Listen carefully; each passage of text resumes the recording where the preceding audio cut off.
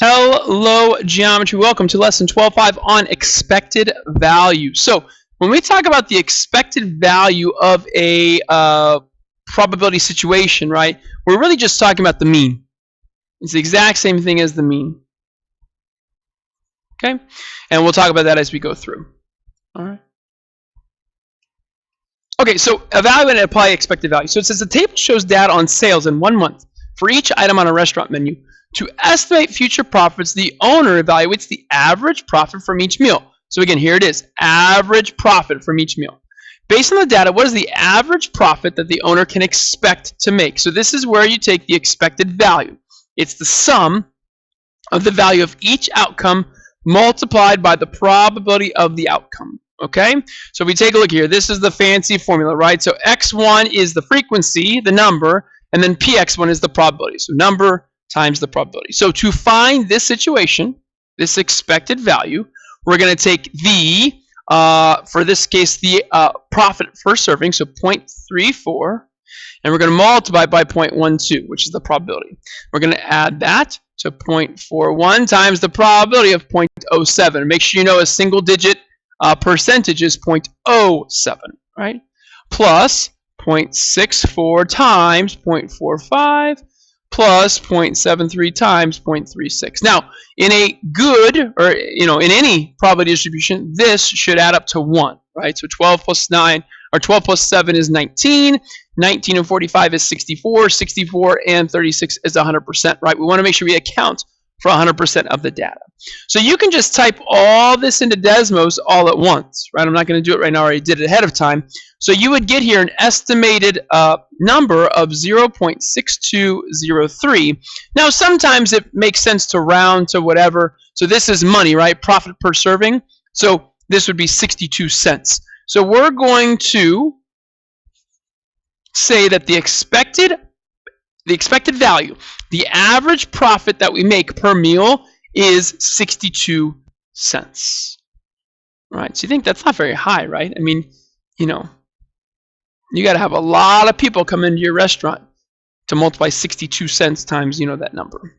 Okay, so again, this is your expected value formula. I will definitely give it to you if we have a test or on a test. Okay.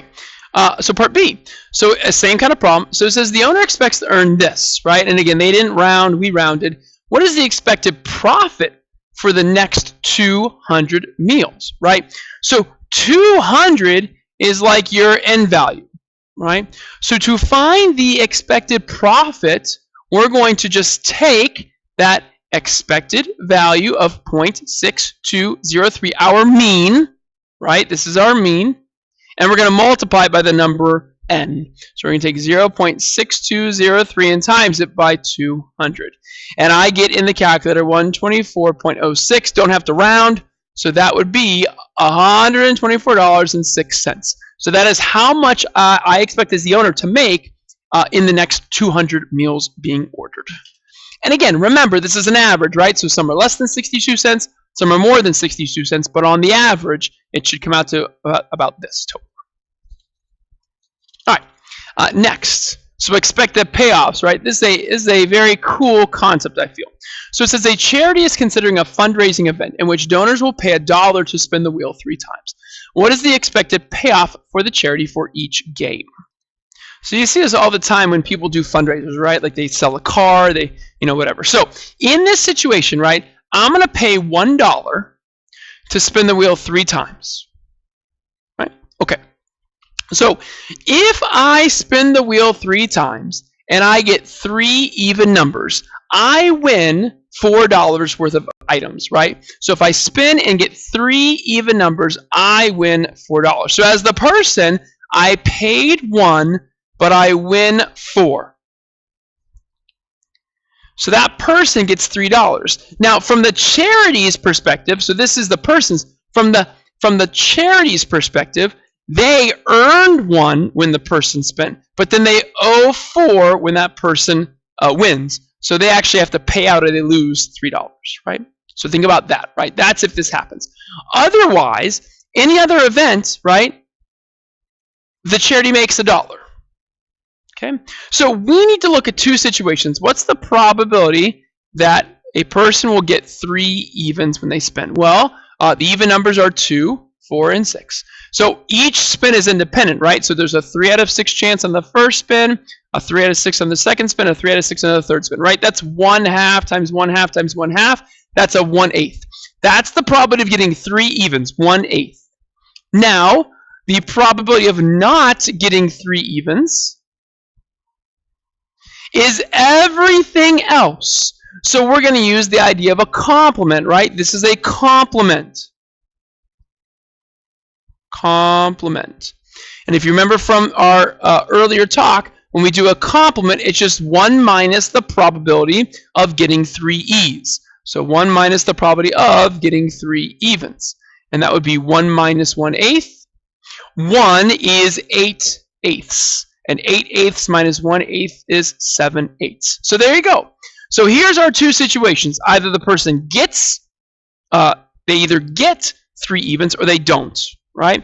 So now to find the expected payoff, we're going to take our probabilities and multiply them by the amounts they're going to get. So our expected payoff is equal to, okay, so if someone gets 3 evens, the charity loses $3. So we're going to take -3 times the probability that that happens, which is a 1 out of 8 chance. We're going to add that to, now in any other situation, the charity gains $1, and that's 7 out of 8 times. Okay, and we're going to type this into our graphing calculator. You can actually just do it, I think, here for instance. So -3 times 1 is -3/8. 1 times 7 is +7/8. So -3/8 plus 7/8, that's 4/8, which is 1/2 or 0.5.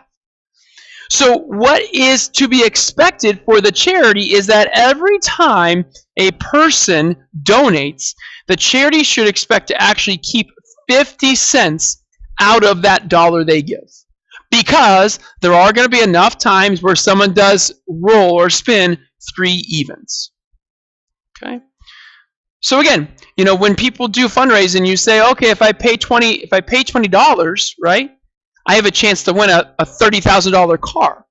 But again, they anticipate that so many people buy the $20 that their expected payoff, the amount they should gain, is actually going to outweigh when they have to give away the car, right? So pretty cool math here involving expected values in these payoff problems. All right, so this is the end of video 1. Video 2 is coming up next. More about payoffs.